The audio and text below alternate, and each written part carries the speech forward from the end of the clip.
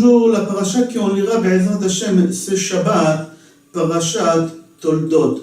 Dans parachat Toldot, dans Perek Chafhei, Pasuk Chafchet, c'est marqué Vaye'ehav Yitzchak et Esav ki tsaïd befiv. Yitzchak il aimait Esav. Dans le Midrash Shemot Rabbah, c'est marqué qu'Esav Yatsa le tarbut ra'a. Esav, c'était un voyou. Pourquoi il est devenu voyou Esav? Parce que Yitzchak il l'a aimé. Là-bas, le Midrash dit qu'il rapporte dans Mishlei, c'est marqué que si un père, il évite de punir son fils, je ne parle pas de lever la main, je parle de punir, on ne va pas maintenant rentrer dans la polémique, est-ce qu'on a le droit de donner une fessée? On n'a pas le droit de donner un fessée. Il n'a pas puni. Yitzchak, il n'a pas puni Esav. Pourquoi? Parce qu'il l'a aimé. Et à cause de ça, Esav, il a grandi comme un voyou. Alors là-bas, il rapporte le pasuk de Mishlei, Choser Shifto Soné Beno. Un père qui évite de donner un fessé ou de punir son fils, c'est un père qui haït son fils. C'est pas qu'il aime, qu'il le haït. Pourquoi? Parce que si on ne redresse pas l'enfant tant qu'il est petit, alors il va grandir à la fin comme Esav. Le Midrash dit, pourquoi c'est marqué dans la Torah qu'Yitzchak aimait Esav? Pour te dire, parce que qu'il a aimé, et il n'a pas voulu le punir, voilà le résultat, qu'est-ce qui s'est passé avec Esav. Et on voit qu'Esav, il a voulu tuer son père. Pourquoi? À la fin, pour tuer Yaakov. C'est marqué dans Perek Chavzaïn, Pasuk Mem Aleph, Yikrevu Yeme Evel Avi, un jour je tuerai mon père, Ve'erga et Yaakov Achi, et je tuerai en même temps mon frère Yaakov après que je tuerai mon père. Comment un fils peut arriver à haïr son fils à tel point? C'est l'éducation que le père il a donnée à son fils.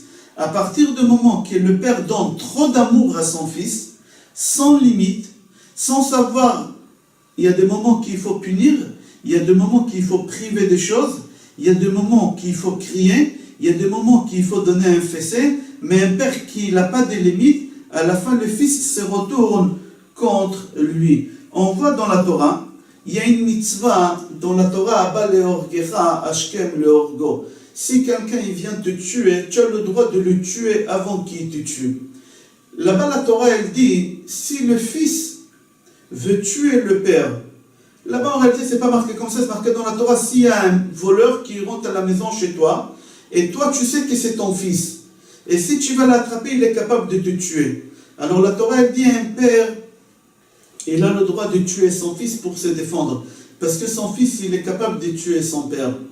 Mais le contraire, si c'est le fils qui sait que son père il est en train de le cambrioler, et s'il va l'attraper, il a peur que son père il va le tuer, le fils il n'a pas le droit de tuer son père. Parce que c'est impossible qu'un père tuera son fils. L'amour d'un père vers son fils, elle est forte. Le père il est capable de mourir pour son fils. On referme cette parenthèse, on continue. Yaakov, Yitzchak, il a réussi l'éducation avec Yaakov. Pourquoi? Parce que c'est marqué qu'Yitzchak, il privait Yaakov de beaucoup de choses. Il punissait Yaakov. Il ne le laissait pas rater un seul cours de Torah. On a dit dans le cours précédent que Abraham, Yitzchak et Yaakov, ils ont étudié la Torah pendant 15 ans, 15 heures par jour, ils ont étudié la Torah. Yitzchak, il ne pardonnait pas à Yaakov. S'il ratait 5 minutes de cours, fatigué, pas fatigué, il fallait être présent. Et c'est pour ça qu'il a réussi avec l'éducation de son fils. Comme c'est marqué dans Mishlei, on a dit tout à l'heure, Perek Yud Gimel, Pasuk Rav Dalet, c'est marqué là-bas, Choser Shifto Soné Beno, si tu te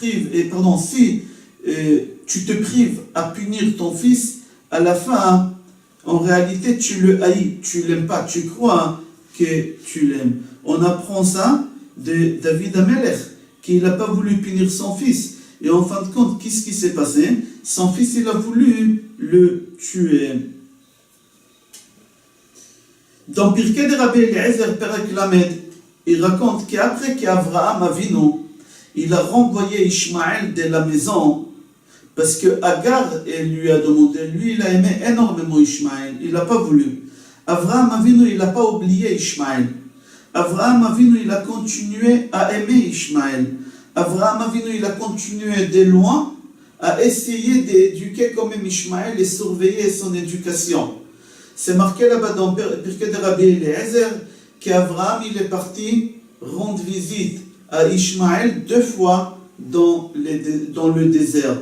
C'est marqué que Ishmaël, il a atteint l'âge de 27 ans, au moment qu'Avraham Avinu, il a renvoyé de la maison.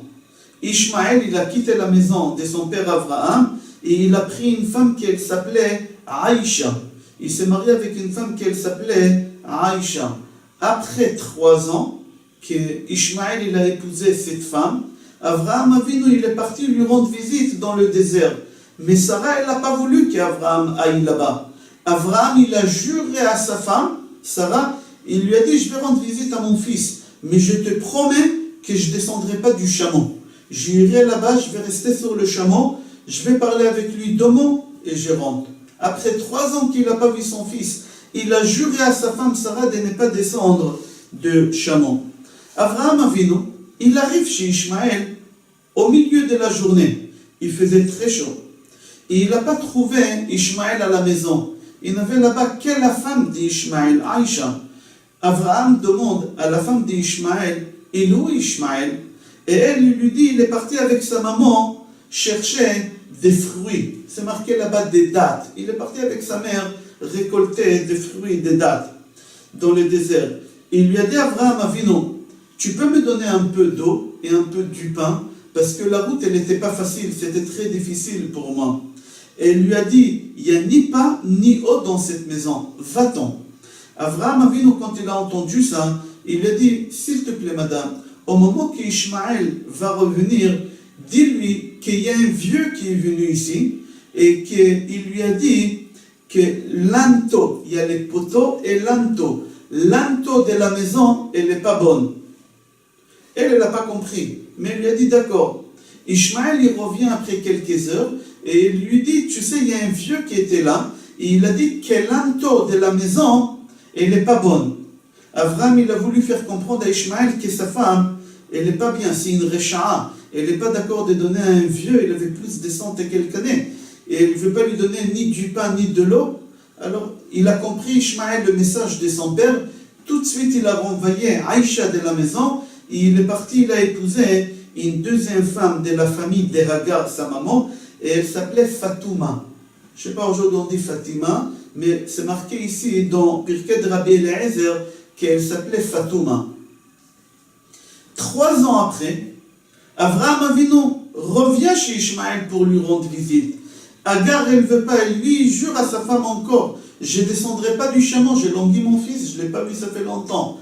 Et Avraham, il va là-bas, et il arrive chez Ishmaël, mais il ne trouve pas Ishmaël à la maison. Il demande à sa femme, Fatouma, et il est où Ishmaël? Et il lui a dit, il est parti avec sa maman Hagar chercher de l'eau. Avraham, il lui dit, vous avez du pain et de l'eau, j'ai faim de la route. Et il lui dit, oui, bien sûr. Et elle lui sert de l'eau. Et il lui sert de l'eau et du pain. Avraham Avinu, il se lève, et il bénit Ishmaël, son fils, et il bénit la maison. Et le Midrash dit que toute la maison d'Ishmaël, elle s'est remplie grâce aux bénédictions d'Avraham, beaucoup de bonnes choses, comme ça c'est marqué. Ishmaël, il revient, et sa famille lui raconte qu'il y a un vieux qui était là, qui a demandé du pain, de l'eau, et qu'il a béni la maison, et c'est pour ça qu'il y a autant de bénédictions à la maison. Ishmaël, il a compris que son papa Avraham, il l'aime énormément, et qu'il s'inquiète pour lui, comme c'est marqué dans Tehillim, Perek Kuf Gimel, Pasuk Yud Gimel, Kirachem Av al Banim. On voit d'ici que quoi? Qu'Avraham Avinu, il a investi énormément sur Ishmaël. Pourquoi? Avraham Avinu, il a dit, c'est mon fils, je suis obligé de rattraper l'éducation avec mon fils Ishmaël. Et en fin de compte, Avraham, il a gagné.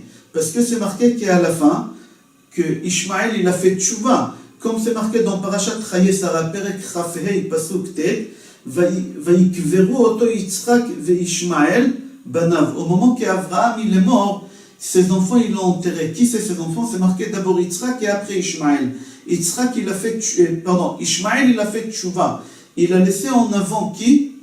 Yitzhak. Ishmaël il a laissé Yitzhak en avant, c'est-à-dire qu'il a fait tchouva. D'où on apprend ça? C'est Rashi qui l'apprend de ce pasouk. Il y a une Gemara dans Shabbat, page Peitet Amoud Bet, c'est marqué là-bas qu'il y a l'atid l'avant, Akadosh Baruch Hu, il va dire à Avraham Avinu, Banecha Chat'u. Avraham Avinu, il va dire à Akadosh Baruch Hu, mes enfants, ils ont péché. Hargem leman kedushat shemecha. Tue-les. Ils ont péché, tue-les. Akadosh Baruch Hu, il va voir Yaakov, et il lui dit, Banecha Chat'u. Banecha Chat'u, tue-les. Tes enfants, ils ont fauté, mais tue-les. Akadosh Baruch Hu, il dit, ni le vieux, ni le jeune, c'est-à-dire ni Avraham, ni Yaakov, ils essayent de défendre rien. Akadosh Baruch Hu, il va voir Yitzhak. Et il dit à Yitzhak, Banecha Chat'u, tes enfants, ils ont fauté. Yitzhak dit à Akadosh Baruch Hu, Banecha? Qu'est-ce que tu dis, mes enfants? Velo Banechahem? Et pourquoi c'est pas tes enfants, toi aussi? Puisque toi-même tu as dit à mon cher Rabbeinu, quand tu lui as dit d'aller voir Paro, béni Bechori Israël, mon fils, mon premier-né, Israël. Toi-même tu les as appelés mes enfants. Alors comment ça se fait que tu dis tes enfants? Pourquoi c'est pas des tiens aussi? Bon, on va dire tes enfants, mais ils ont fauté. Ça peut arriver. Yitzhak dit à Kadosh Baruch Hu. Il commence à rentrer dans un conte avec Akadosh Baruch Hu en lui disant combien de temps un homme vit? Moyennement, un homme vit 70 shana vim bigvurot 80 shana. Moyennement 70 ans. Sur ces 70 ans, un homme dort. Il y a 24 heures dans la journée, 12 heures il fait jour et 12 heures il fait nuit. Quand il fait nuit, l'homme ne fait pas des péchés. Alors sur les 70 ans, il faut enlever 35 ans. Sur les 35 ans, l'homme, il va quand même à la synagogue, il va quand même dans des cours, il fait quand même un peu de mitzvot, il mange. Au moment qu'il mange, il ne fait pas des péchés. Il prend sa douche, au moment qu'il prend sa douche, il ne fait pas des péchés. Il va aux toilettes parce que tu as créé l'homme comme ça. Alors, sur ces 35 ans, il faut enlever au moins 15 ans. Combien il reste? Il reste 20 ans. Il a dit à Kadosh Baruch Hu, pour 20 ans, tu veux les tuer? Moi, je les prends sur mes épaules. Mais si tu es d'accord, tu les prends toi ou on partage. Mais si tu n'es pas d'accord, je prends tout sur moi. Akadosh Baruch Hu, il lui a dit, tu as raison. Et Akadosh Baruch Hu, il nous a pardonné. La question qu'on pose, comment ça se fait qu'Yitzhak, il a parlé, et Avraham et Yaakov, ils nous ont laissés aux chiens? Ils n'ont rien fait pour nous. Avraham, Isha Chesed. C'est ça le Chesed d'Avraham Avinu. Yaakov, Gvura, c'est ça la Gvura de Yaakov Avinu.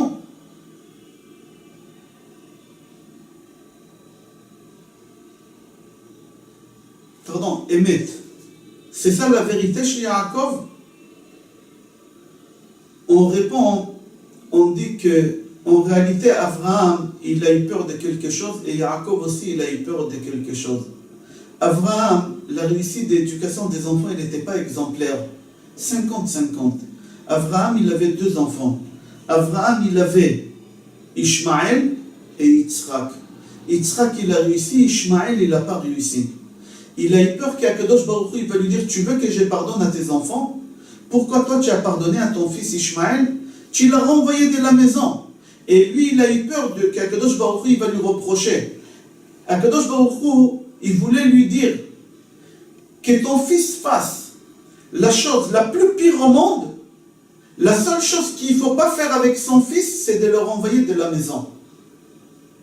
Qui te ramène une Goya, chas v'shalom, qui touche la drogue, chas v'shalom, la prostitution, chas v'shalom, Shabbat, tout ce qu'il fait, on ne renvoie pas un enfant de la maison. Et Avraham, il a eu peur de ça. Et la même chose, Yaakov. Yaakov, il a renvoyé sa fille Dina, après qu'elle s'est faite violer par Shrem, le fils de Hamor. Et elle est tombée enceinte et elle a eu une fille qui s'appelait Asnat. Yaakov, il avait honte de sa fille et de sa petite fille, il les a renvoyés en Égypte. Il a eu peur qu'Akadosh Baruch Hu va lui reprocher, pourquoi tu as donné une chance à ta fille? Tu l'as renvoyée de la maison avec sa fille, bébé en Égypte, et L'Égypte, ce n'est pas n'importe quel pays. C'est le pays où il y a le plus des znout, de la prostitution.